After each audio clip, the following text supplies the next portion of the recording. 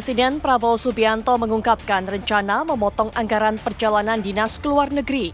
Pernyataan itu disampaikan oleh Presiden pada acara sidang Tanwir dan Milad ke-112 Muhammadiyah di Universitas Muhammadiyah, Kibang, Nusa Tenggara Timur, Rabu kemarin. Presiden menyebut perjalanan dinas luar negeri para pejabat bisa mencapai angka fantastis, sekitar 3 miliar dolar Amerika Serikat per tahunnya. Dengan mengurangi anggaran tersebut sampai 50%, negara berpotensi menghemat anggaran sekitar 15 triliun rupiah. Presiden beranggapan data tersebut dapat dialihkan ke berbagai program prioritas pemerintah seperti proyek bendungan, irigasi, sekolah, dan kebutuhan dasar anak-anak yang menjadi sasaran utama. Seperti apakah rencana Presiden itu? Benarkah dengan pemotongan anggaran tersebut akan berpeluang mendukung program prioritas pemerintah akan lebih baik dan tepat sasaran, atau sebaliknya? Ya, pemirsa, instruksi Presiden Prabowo Subianto ini sudah jelas mengungkapkan niat besarnya di balik rencana memotong anggaran perjalanan dinas luar negeri untuk para pejabat tidak main-main sampai 50%. Lalu bagaimana kira-kira kesiapan dari kementerian dan juga para pejabat lain menyikapi instruksi dari Presiden ini? Kami ajak Anda untuk bisa mendiskusikan hal ini tentunya bersama dengan para narasumber yang sudah hadir malam hari ini di Apa Kabar Indonesia Malam. Ada Kang Ujang Komarudi dari Kantor Komunikasi Kepresidenan. Kang Ujang, apa kabar? Alhamdulillah baik. Sehat ya, Kang? Alhamdulillah. Sudah berbeda ini vibe-nya nih ya, Kang. Dan juga bergabung bersama kita ada Pak Wisnu Juwono, pakar kebijakan publik Universitas Indonesia. Pak Wisnu, apa kabar? Selamat malam, baik. Selamat malam, alhamdulillah. Dan juga bergabung bersama kita malam hari ini ada Wakil Menteri Transmigrasi Pak Viva Yoga. Assalamualaikum, selamat malam Pak Wakil Menteri. Pak Viva Yoga. Assalamualaikum. Ya. Baik, Pak Viva Yoga, terima kasih atas waktunya. Tapi yang kami juga ingin tahu, Pak, bagaimana kemudian kesiapan dari masing-masing kementerian, utamanya mungkin dari Kementerian Transmigrasi sendiri untuk bisa merespon apa yang menjadi instruksi dari Presiden Prabowo Subianto ini? Instruksi dari Bapak Presiden Prabowo itu dilaksanakan oleh seluruh kementerian tentunya. Kita akan melakukan koordinasi, komunikasi, dan integrasi program dengan Bappenas, dengan Kementerian Keuangan, dan dengan Kementerian Teknis yang terkait dengan program dan kegiatan kementerian masing-masing. Kita mengetahui bahwa di beberapa kementerian teknis ini di atasnya adalah ada Menteri Koordinator. Kalau dari Kementerian Transmigrasi, di bawah Menteri Koordinator Infrastruktur dan Pengembangan Wilayah, yaitu Mas Ahaye, kita melakukan koordinasi, integrasi, sinkronisasi dengan Kementerian Perumahan dan Pemukiman, Kementerian ATR PBR, Kementerian PU, Kementerian Perhubungan, dan Kementerian Transmigrasi. Kita beberapa kali melakukan koordinasi untuk membahas program bersama yang saling sinergis. Diharapkan dengan demikian akan tercipta sebuah program yang masing-masing memberikan nilai tambah KPI kepada masing-masing kementerian dan dananya bisa efektif, efisien, tepat sasaran, tepat arah, dan itu yang dikendaki oleh Bapak Presiden bahwa setiap kementerian itu harus koordinasi dan akan ada anggaran yang tidak terbuang sehingga menyebabkan program-program ini bisa berjalan sesuai dengan harapan masyarakat. Jadi dalam kabinet sekarang ini seluruh menteri koordinator melakukan kerja-kerja dengan kementerian teknis yang lainnya dan masing-masing Menko itu juga melakukan komunikasi antar Menko yang intinya bahwa setiap uang rakyat melalui dana APBN itu harus dapat memberikan program yang efektif, efisien, tidak tumpang tindih, dan bisa memberikan hasil maksimal dalam target dan pencapaian.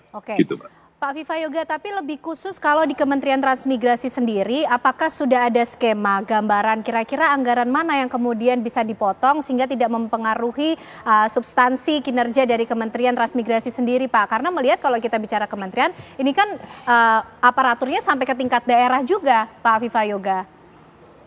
Ya, kalau dari Kementerian Transmigrasi kan dananya masih tidak begitu besar, sehingga sangat mudah misalnya dari sisi anggaran perjalanan dinas, kemudian hal-hal yang berkaitan dengan perencanaan, seminar yang semula ada di hotel, kemudian kita pangkas melalui Zoom meeting, karena sebenarnya apa yang diharapkan dari Bapak Presiden Prabowo itu adalah melakukan efektivitas program agar setiap kegiatan itu bisa memberikan nilai tambah yang maksimal dalam bentuk anggaran yang kira-kira mampu dapat menghasilkan sebuah target yang lebih besar. Oleh karena itu, misalnya dalam hal untuk rapat, kemudian untuk seminar, ya tidak harus di tempat-tempat yang mewah, kita bisa menggunakan teknologi yang mempermudah dalam alat komunikasi kita untuk merumuskan, merencanakan, dan menentukan kebijakan-kebijakan kementerian sehingga apa yang diharapkan oleh Bapak Presiden itu bisa kita jalankan dan bisa kita terapkan dalam setiap lembaga kementerian yang ada, termasuk dari Kementerian Transmigrasi. Oke, baik Pak Viva Yoga. Kang Ujang, jadi sebenarnya anggarannya memang belum cukup untuk kemudian membiayai program-program unggulan dari pemerintahan yang baru ini sehingga Presiden langsung menginstruksikan loh untuk memotong anggaran sampai 50%, Kang Ujang. Tidak begitu Mbak Ken ya. Kan begini, kita tahu dalam bernegara kita ini banyak korupsinya, banyak kebocoran-kebocoran anggaran. Dan di saat yang sama kita juga punya masalah misalkan sekolah-sekolah banyak yang rubuh gitu ya. Lalu juga jalan-jalan banyak yang berlubang. Ini banyak PR dari pemerintah saat ini. Oleh karena itu dari sekian persoalan yang ada, Pak Presiden tadi menginginkan bahwa ada perbaikan-perbaikan di semua sektor, termasuk dalam konteks meminimalisir kebocoran anggaran itu. Nah, saya sih melihat apa yang dilakukan oleh Presiden adalah program yang betul-betul perbaikan bagi masyarakat. Karena begini, kalau misalkan Pak Presiden mengatakan ada 15 triliun, ini kan luar biasa perjalanan dinas yang hanya 50%-nya. Berarti kalau 100%-nya bisa 30 triliun. Oleh karena itu saya melihat perjalanan dinas itu yang memang harus diminimalisir, kalau bisa di stop. Bahkan Pak Presiden mengatakan katanya harus puasa dulu. Ini menjadi penting. Saya pernah punya kawan, Mbak Ken ya, sering perjalanan dinas ke luar negeri. Yang memang ini bagian daripada salah satu pendapatan bagi para pejabat negara. Bahkan mohon maaf ya, kita tahu juga bahwa pejabat sering bawa istrinya, bawa anaknya, kan menjadi problem. Tidak membawa istri dan anak pun problem, apalagi membawa. Oleh karena itu, fenomena tersendiri ya. Nah, saya melihat apa yang dilakukan Pak Presiden ini menjadi rangkaian daripada gebrakan-gebrakan untuk membangun Indonesia lebih baik. Apa yang menjadi kebocoran di bangsa ini harus diminimalisir, harus ditutup. Lubang-lubang itu artinya apa? Pak Presiden komitmen dengan pemberantasan korupsi, komitmen dengan menghilangkan kata kebocoran itu, maka yang harus dilakukan adalah tadi meminimalisir ataupun memangkas 50% dari anggaran perjalanan dinas itu. Saya rasa itu menjadi kebijakan yang tepat dari pemerintah, dari Pak Presiden. Memang yang punya keinginan uang itu bukan untuk para pejabat, tetapi uang itu untuk dikembalikan kepada rakyat Indonesia begitu. Menghilangkan potensi kebocoran anggaran untuk dikembalikan kembali kepada rakyat. Memang program seperti apa sih Kang sehingga nampaknya kok membutuhkan anggaran cukup besar untuk kembali kepada rakyat ini yang pernah diupayakan? Gini cerita ya, saya ayah angkat saya itu kepala sekolah. Ini cerita. Sekolahnya mau rubuh dan saya sekolah di situ gitu. Ya bayangkan kita sebagai alumni gitu ya melihat kan tidak tega. Banyak di kampung-kampung sekolah akan rubuh. Oleh karena itu ini kan terjadi di banyak daerah juga. Saya banyak laporan saat ini ya ketika saya ditunjuk jadi salah satu jubir di kantor komunikasi kepresidenan. Banyak laporan, Kang, tolong bantu sekolah kami. Di negeri maupun swasta banyak berdatangan, banyak telepon, banyak WA ke saya. Bayangkan, ini kan harus diselesaikan oleh Pak Presiden, oleh pemerintah. Oleh karena itu butuh anggaran dari banyak sektor, dari sektor pajak, gitu, pendapatan yang sudah jelas. Lalu juga dari sektor tadi pemangkasan anggaran perjalanan dinas itu menjadi sesuatu menurut saya keharusan yang harus dilakukan oleh pemerintah. Dan jangan lupa juga itu harus dilakukan oleh menteri, jangan lupa juga gubernur. bupati, wali kota, semua pejabat sampai daerah, harus ikut dengan perintah presiden itu. Karena inilah kita mulai bersih-bersih, mulai baik-baik, dan semua kita bagian daripada rejim pemerintahan ya yang positif. Itu ingin membangun bangsa yang lebih baik ke depan begitu. Oke, itu tujuan dari Presiden Prabowo Subianto. Pak Visnu, ini menarik nih ketika melihat Presiden Prabowo di awal-awal pemerintahannya cukup banyak gebrakan yang dilakukan lewat instruksi dan juga kebijakan, termasuk juga memotong anggaran sampai 50%, di mana nih kementerian juga harus beradaptasi cepat dengan instruksi ini. Kira-kira efek seperti apa yang kemudian bisa ditimbulkan? Tapi ditahan dulu, Pak Visnu. Usai jeda pemirsa, kami kembali untuk Anda. Bocoran kita, kalau kita hemat, kalau pemerintah itu ketat, bersih, efisien, saya yakin bisa. Tapi ini butuh jiwa besar. Saudara-saudara, jiwa besar. Gubernur, bupati, semuanya harus bekerja. Wali kota. Sudahlah. Acara-acara yang tidak penting kurangi. Ya kan? Seminar, terlalu banyak rapat. Kenapa rapat atau ini harus di hotel di mana gitu? Saudara-saudara, hitungan kita perjalanan luar negeri saja itu Indonesia ini perjalanan luar negeri pejabat-pejabat $3 miliar. Saya minta dikurangi 50% saja. Kalau bisa dikurangi 50%, artinya kita bisa menghemat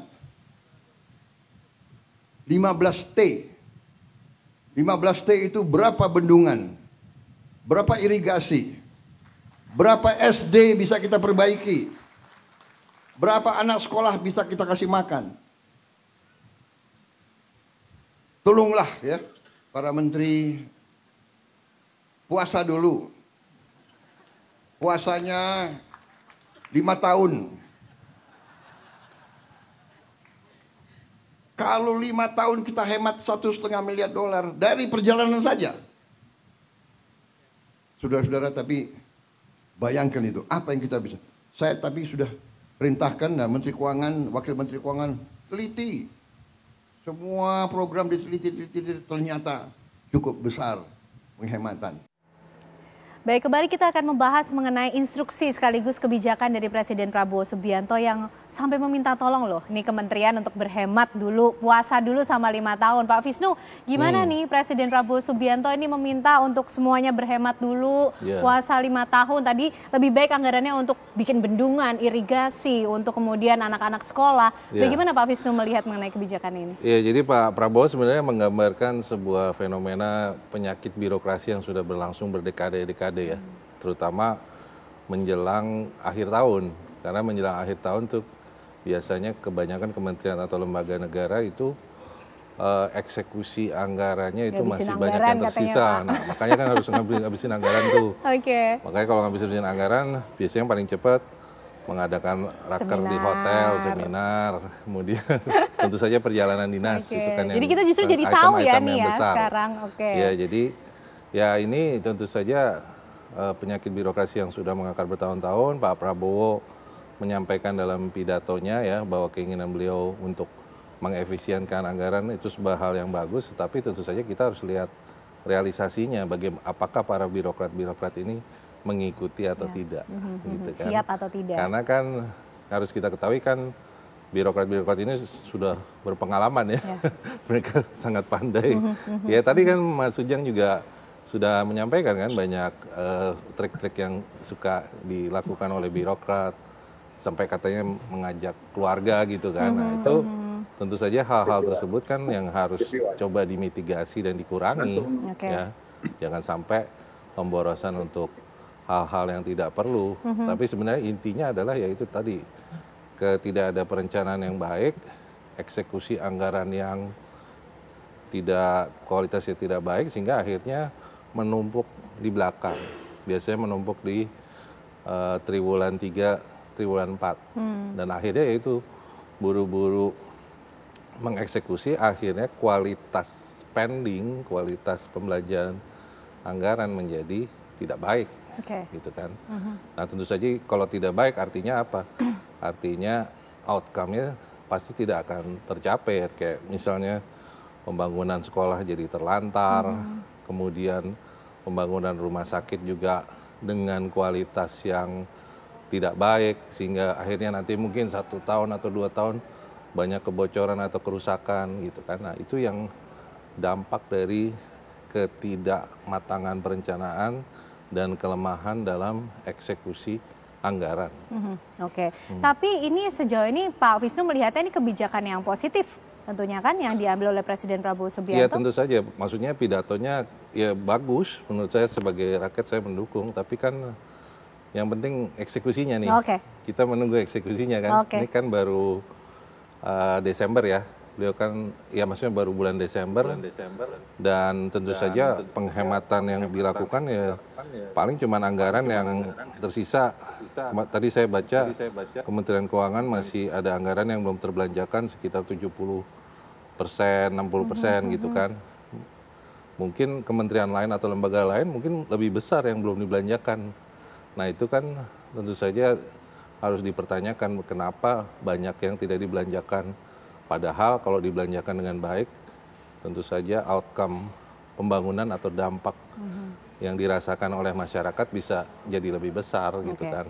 Nah itu yang jadi pertanyaan dengan 1 bulan ini berapa sih penghematan yang bisa dilakukan gitu. Oke, baik. Pak Viva Yoga, ini kita tinggal menunggu nih Pak eksekusi dari instruksi Presiden Prabowo Subianto. Kita juga ingin tahu, tadi Pak Wisnu juga mengatakan memang penghematannya sampai seperti apa sih kalau di kementerian, mungkin di Kementerian Transmigrasi sendiri, dan juga Pak Viva Yoga melihatnya seperti apa nih yang dimintakan untuk berhemat untuk perjalanan dinas luar negeri. Padahal mungkin kementerian juga membutuhkan hal itu mungkin saja ya Pak, untuk studi banding, belajar dari negara lain mungkin yang sudah berhasil lebih dahulu dalam mengimplementasikan program-program pembangunan untuk negara. Seperti apa Pak Viva Yoga? Ya, amanat dari Pak Presiden Prabowo sudah jelas untuk melakukan penghematan anggaran. Artinya hal-hal yang bisa diselesaikan di kantor, ya harus diselesaikan di kantor. Misalnya untuk acara rapat tidak harus di hotel yang mewah, di kantor juga bisa. Kemudian yang kedua, melakukan rapat koordinasi dengan seluruh staf dan kepala-kepala dinas seluruh Indonesia. Itu saya yakin masing-masing kementerian, termasuk Kementerian Transmigrasi, juga sudah punya aula yang besar yang cukup untuk menampung rapat koordinasi. Ya, tidak harus di hotel yang mewah. Yang ketiga, perlu untuk mempercepat proses pengambilan keputusan yang hanya bisa diselesaikan cuma 1 hari, ya perjalanan dinasnya jangan 3 hari gitu.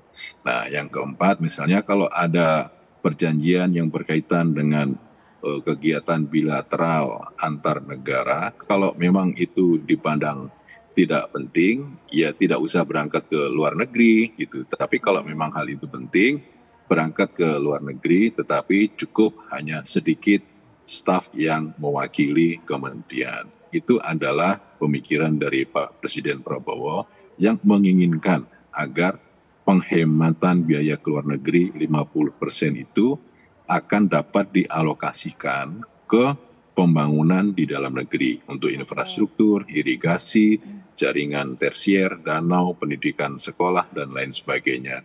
Jadi beberapa kementerian yang existing ya sampai bulan Desember ini sudah diketok palu berdasarkan APBN 2024. Nanti 2025 mulai dari proses perencanaan APBN 2025 sudah diketok palu juga, itu juga akan disampaikan kepada anggota DPR RI masing-masing komisi berupa satuan 3.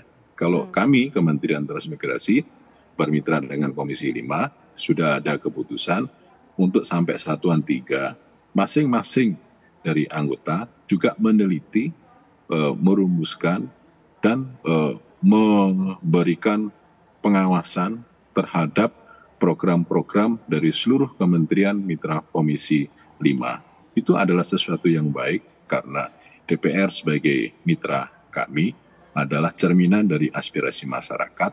Setiap rupiah APBN itu harus dapat memberikan target memberikan dampak pembangunan yang positif buat masyarakat. Dan kami juga menerima setelah ada keputusan bersama dengan Komisi 5 DPR bahwa Satuan 3 juga menjadi pembahasan bersama. Kira-kira nanti kalau memang program yang sudah ditetapkan tidak efisien dan tidak memberikan dampak yang signifikan, bisa melalui rapat kembali dengan program refocusing. Selama saya di DPR selama 10 tahun, mekanisme internal di DPR itu sudah biasa Mbak Ken seperti itu. Baik Pak Vivayoga, itu berarti kesiapan sejauh ini yang sudah mulai dibangun ya setidaknya di Kementerian Transmigrasi. Nah tadi sudah disinggung sedikit kalau soal DPR, nah bergabung bersama kita juga malam hari ini pemirsa ada Pak Nasir Jamil, anggota Banggar DPR RI dari PKS. Selamat malam, Assalamualaikum Bang Nasir. Ya, waalaikumsalam warahmatullahi wabarakatuh. Ya, Bang, gimana nih Bang menyikapi instruksi kebijakan Presiden Prabowo Subianto? Karena yang disebut pejabat berarti tidak hanya kementerian, tapi juga para pejabat di Senayan nih di DPR. Iya, jadi berawal kan dari arahan dan sekaligus juga perintah Presiden terkait dengan menghemat terkait perjalanan dinas, dan itu kemudian diikuti oleh surat Menteri Keuangan ya, November atau awal November 2024 yang lalu. Dan kemudian dicoba diterjemahkan oleh masing-masing kementerian. Ya tentu saja kita apresiasi karena ada semacam sense of crisis ya. Ada satu sikap perasaan bahwa kita hari ini ekonomi kita harus kita akui tidak baik-baik saja. Bukan hanya situasi di dalam negeri tapi juga situasi di luar negeri. Dan tentu saja membuat pemerintahan hari ini harus bisa berhemat ya dari sisa pagu anggaran mereka terkait dengan perjalanan dinas. Nah kalau ditanya kepada DPR, tentu saja DPR itu kan penyelenggara negara, ya kementerian juga bahagian dari penyelenggara negara. Nah diharapkan juga DPR bisa melakukan hal sama, tapi harus kita akui juga bahwa anggaran di DPR itu juga tidak besar ya, dibagi untuk semua alat kelengkapan dewan. Ya mulai dari Komisi 1 sampai Komisi 13, kemudian ada alat kelengkapan dewan lainnya. Oleh karena itu dibandingkan dengan pagu anggaran di eksekutif, maka anggaran di DPR juga jauh ya dibandingkan dengan anggaran Mas Vivayoga itu, kira-kira begitu. Nah, karenanya ya paling tidak kami berusaha ya untuk mengefisienkan anggaran yang ada, ya sehingga kemudian program-program yang mau disasar itu bisa juga didapat. Jadi jangan sampai juga efisiensi anggaran itu kemudian tidak berkorelasi tercapainya sasaran program-program yang sudah direncanakan itu. Tapi begini loh Bang Nasir, kalau katanya anggarannya tidak lebih besar dari kementerian, tapi nampaknya perjalanan dinas luar negeri dari para anggota dewan ini cukup banyak loh. Sudah siap nih Bang untuk bisa mengefisiensi juga perjalanan dinas luar negerinya? Ya, jadi sebenarnya perjalanan dinas luar negeri itu kan tergantung kebutuhan ya, bukan keinginan. Terutama BKSAP ya, Badan Kerjasama Antar Parlemen, melakukan diplomasi, ya komunikasi dan lain sebagainya terkait dengan penguatan Indonesia di kancah internasional misalnya. Tapi kalau komisi-komisi lain memang kalau memang dibutuhkan ya tentu harus dilakukan. Jika tidak ya misalnya baru-baru ini kita misalnya ke Hong Kong ya, saya harus katakan melihat pekerja migran Indonesia di sana yang jumlahnya cukup banyak. Mereka punya banyak masalah. Oleh karena itu kita mencoba merumuskan nanti kan ada revisi undang-undang tentang pekerja imigran. Jadi paling ada korelasinya ya untuk memperbaiki kondisi pekerja migran kita di luar negeri. Nah kalau di pemerintahan Presiden Prabowo Subianto sendiri sejauh ini yang juga sudah dikomunikasikan dengan DPR, penghematan anggarannya sampai seberapa jauh sih Bang Nasir? Iya, kami kemarin itu kan rapat ya dengan para Menko ya, ada banyak Menko itu. Jadi tentu saja nanti dalam di masa sidang yang akan datang kita akan melihat ya. Karena kan ini sudah diperintahkan oleh Presiden, ditindaklanjuti oleh Menteri Keuangan, dan nanti kita lihat ya bagaimana pengurangan pagu perjalanan dinas ini terkait dengan efektivitas dan efisiensi program-program yang sudah direncanakan begitu ya. Karena ini kan dilakukan dalam jangka waktu tertentu ya. Nanti kita lihat jangka waktu tertentu itu apakah kemudian bisa memaksimalkan program-program yang sudah direncanakan oleh kementerian dan lembaga. Jadi kami masih menunggu bagaimana perjalanan penghematan anggaran terutama terkait dengan perjalanan dinas ini. Oke, masih menunggu dan siap melaksanakan dong ya, Bang Nasir ya? Ya tentu saja karena DPR dan Presiden itu kan mitra yang harus bersama-sama mengurangi beban masyarakat. Oke, baiklah. Kang Ujang, ini kalau bicara soal program seperti yang disinggung oleh Bang Nasir tadi, memang anggaran dari kemarin Presiden Jokowi ke pemerintahan yang baru ke Presiden Prabowo Subianto, ini anggarannya masih kurang untuk bisa menandai program-program, membiayai program-program unggulan dari Presiden Prabowo Subianto. Yang pasti kan begini, APBN sudah ditetapkan, gitu kan? APBN juga sudah diketok palu juga tadi Pak Pipa Yoga mengatakan, gitu ya. Jadi artinya ya kecukupan anggaran sudah sangat clear, sangat jelas. Oleh karena itu saya melihat sebenarnya kan gini, kalau ada instruksi presiden itu terkait dengan persoalan pemotongan katakanlah perjalanan dinas, artinya ada tadi kebolongan-kebolongan, kebocoran-kebocoran yang memang harus dialihkan untuk kepentingan masyarakat kan itu. Pak Prabowo selalu mengatakan bahwa pemerintahannya peduli kepada masyarakat kelas bawah ya. Artinya semua komponen masyarakat kelas bawah itu akan diperhatikan kehidupannya. Yang selama ini kan mohon maaf gitu ya tertinggal jauh tidak terperhatikan. Nah, Pak Presiden akan mengawal proses transformasi kebijakan yang baik ke depannya untuk memastikan bahwa kalangan masyarakat kelas bawah ini mendapatkan hak-haknya termasuk dalam konteks pembangunan tadi sekolah, lalu tadi rumah sakit gitu, misalkan irigasi. Ini kan menjadi penting karena bagaimanapun ketika misalkan perjalanan dinas itu tadi terlalu besar, bahkan anggarannya sampai tanda petik ya 30 triliun kalau 100% ya, artinya Pak Prabowo mengatakan setengahnya kan 15 triliun. Artinya itu anggaran yang tidak kecil. Betul. Anggaran yang memang kalau dibangun untuk kepentingan publik, untuk kepentingan masyarakat, itu kan manfaatnya lebih besar. Ya. Nah ini yang ingin Pak Presiden katakan bahwa pemerintahannya akan peduli kepada kalangan masyarakat kelas bawah. Oleh karena itu tadi pejabatnya stop dulu dong, puasa dulu dong, jangan rame-rame keluar negeri dulu dong, rapatnya jangan di hotel dulu, kan itu menjadi penting. Kenapa? Saya pernah banyak juga sering menjadi konsultan dalam konteks di BUMN di pemerintahan. Memang celah-celah untuk mohon maaf ya tadi bahwa pemborosan anggaran itu ya terjadi. Oleh karena itu Pak Presiden harus diakui. Oleh karena itu tadi mengantisipasi kebocoran anggaran yang lebih besar itu harus dijaga. Baik. Kang Ujang, kita masih akan menyimak lebih dahulu tapi pernyataan dari Presiden Prabowo Subianto mengenai APBN berikut ini pemirsa.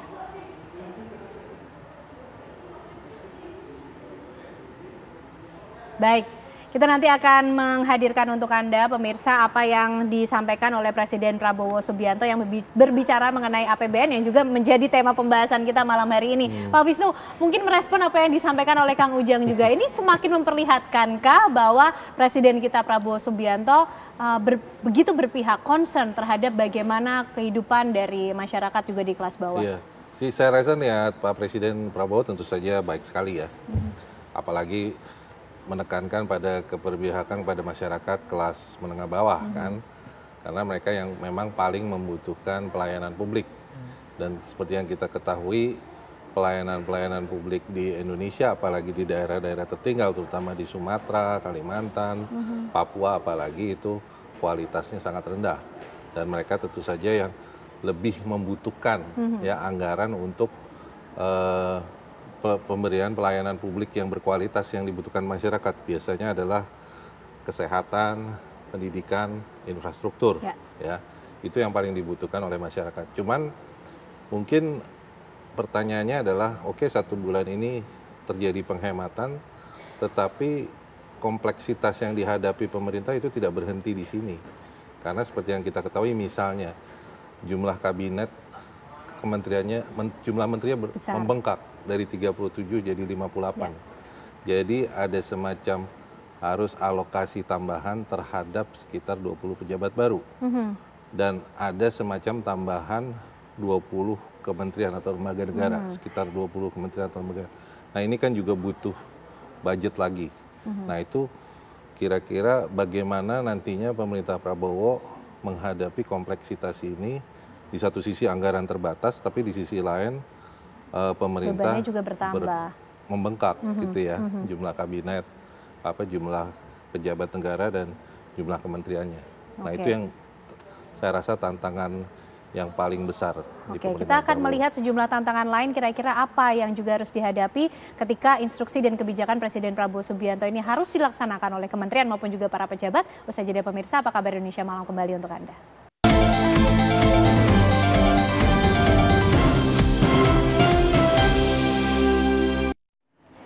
Baik, kembali kita akan membahas mengenai instruksi dari Presiden Prabowo Subianto. Pak Viva Yoga, kalau bicara soal kementerian, ini kan tidak hanya di tingkat pusat, Pak, tapi sampai ke level paling bawah di daerah. Sedangkan ketika kemudian kementerian diminta untuk menghemat anggaran sampai 50%, di mana di daerah ini mungkin mereka juga berpikir bagaimana menggerakkan perekonomian di daerah, karena pasti ada juga yang terdampak, misalnya dari perhotelan, yang kemudian pasti akan ikut beradaptasi dengan adanya instruksi ini. Nah, bagaimana kiat-kiatnya tuh Pak Viva Yoga? Ya, kalau kami dari Kementerian Transmigrasi berdasarkan dana dari APBN, nah untuk program kerja di provinsi dan kabupaten kota biasanya melalui jalur tugas perbantuan atau dana alokasi khusus. Nah, yang berkaitan dengan APBD provinsi dan kabupaten kota juga sebaiknya melakukan hal yang sama, yaitu proses penghematan terhadap anggaran yang kemudian itu bisa dimanfaatkan untuk kebutuhan-kebutuhan strategis yang bisa memberikan manfaat buat masyarakat. Kalau kemudian berkaitan dengan hotel dan restoran, itu ya ada upaya lain saya rasa, misalnya untuk pengembangan pariwisata, pengembangan UMKM, kreasi, inovasi yang tentu itu dibutuhkan oleh seluruh stakeholder yang berkaitan dengan pengembangan ekonomi-ekonomi yang ada di provinsi, kabupaten, kota. Intinya bahwa kebijakan untuk penghematan anggaran kepada alokasi program yang tidak penting, yang tidak prioritas, itu harus segera dilakukan. Dan itu juga tentu akan membawa dampak yang positif bagi cara berpikir birokrasi agar lebih efektif, efisien, dan lebih cepat untuk penentuan pencapaian target. Dan ini menjadi sebuah tantangan tersendiri karena upaya melakukan modernisasi cara berpikir, cara bertindak, dan mengembangkan kultur yang progresif, yang inovatif, itu menjadi kebutuhan dari seluruh kementerian lembaga yang ada. Gitu, Mbak. Bicara soal eksekusi, kapan Pak Viva Yoga mungkin dari Kementerian Transmigrasi sendiri juga tadi kan sudah menyatakan siap. Eksekusinya kapan nih Pak? Karena itu tentunya menjadi inti dari semua instruksi dan kebijakan yang disampaikan oleh Presiden Prabowo Subianto. Untuk APBN 2025 sudah diketok palu persetujuan antara pemerintah dengan DPR RI sudah ditentukan melalui rapat di Komisi 5 dan di Badan Anggaran DPR RI, kemudian diputuskan dalam bentuk Undang-Undang APBN 2025.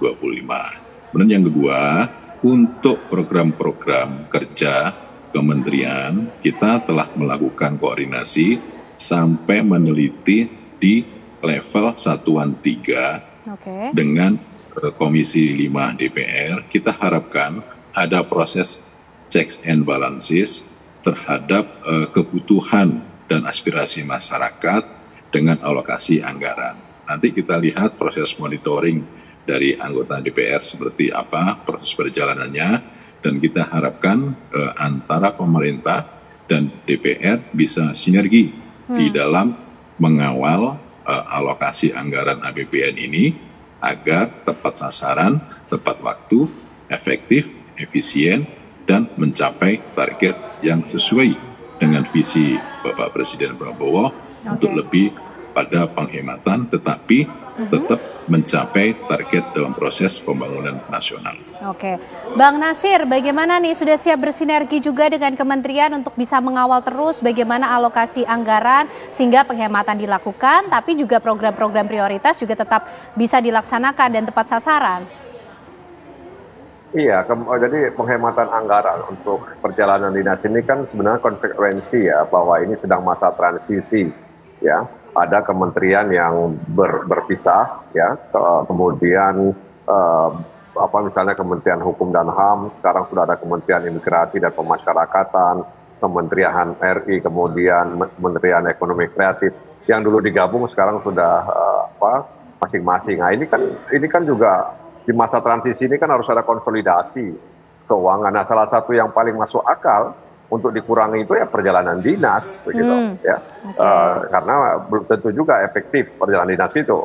Jadi perjalanan dinas itu salah satu mata anggaran yang paling mungkin untuk dirasionalisasikan. Karena apa? Karena kementerian hari ini sedang melakukan konsolidasi internal mereka agar kemudian di tahun 2025 yang akan datang mereka bisa langsung mereka langsung bisa bekerja. Jangan sampai nanti di tahun 2025 mereka masih pelangap-pelongo gitu ya. Masih lihat kiri kanan gitu ya, masih lihat kiri kanan, lihat ke belakang dan lain sebagainya. Jadi saya berharap memang konsolidasi anggaran dalam bentuk penghematan dalam kaitan perjalanan dinas ini memang konsekuensi ya dari situasi ekonomi kita hari ini, kemudian banyaknya kementerian, lembaga, badan, utusan dan lain sebagainya.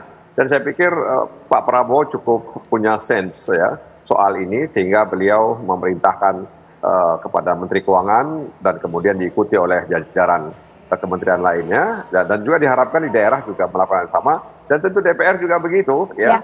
Diharapkan juga ada hal-hal yang tidak begitu urgen, tidak begitu penting, tidak begitu prioritas juga bisa dihindari dan mudah-mudahan saja ya di tahun 2025 nanti mereka sudah siap ya dengan penghematan ini karena saya katakan tadi nanti DPR itu akan mengevaluasi langkah-langkah yang dilakukan oleh kementerian terkait dengan penghematan anggaran ini.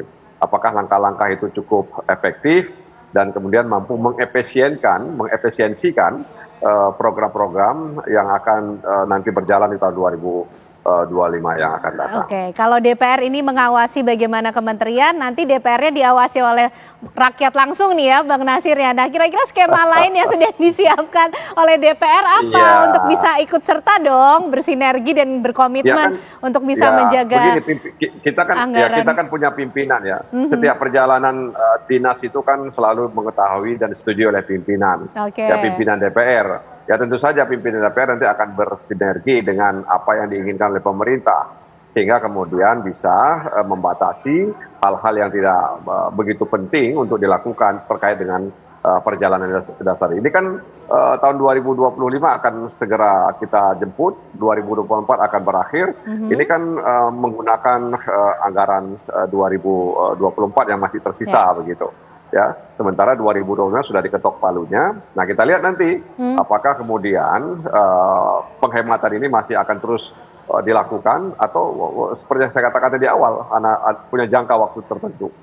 Oke, Pak Wisnu, apa kira-kira kemudian yang bisa dilakukan oleh kementerian maupun juga pejabat, gubernur, bupati dan semuanya lah ya untuk bisa ikut bersinergi mensukseskan apa yang kemudian dicita-citakan oleh Presiden Prabowo Subianto. Kira-kira tantangan ke depan apa yang akan dihadapi oleh mereka-mereka ini ketika diminta di-challenge oleh Presiden seperti ini? Ya tentu saja, maksudnya perintah dari Prabowo ini memang harus dilaksanakan oleh semua pejabat level ya, dari level menteri, wakil menteri, eselon 1, eselon 2 dan ke bawah. Dan tentu saja juga harus dilaksanakan oleh gubernur, wali kota, bupati, dan segala macam. Sehingga pada akhirnya bisa memperbaiki kualitas dari pembelanjaan negara. Sebenarnya kan intinya itu, memperbaiki kualitas dari pembelanjaan negara sehingga tepat sasaran, sehingga diprioritaskan pada pembelanjaan negara yang benar-benar dibutuhkan masyarakat.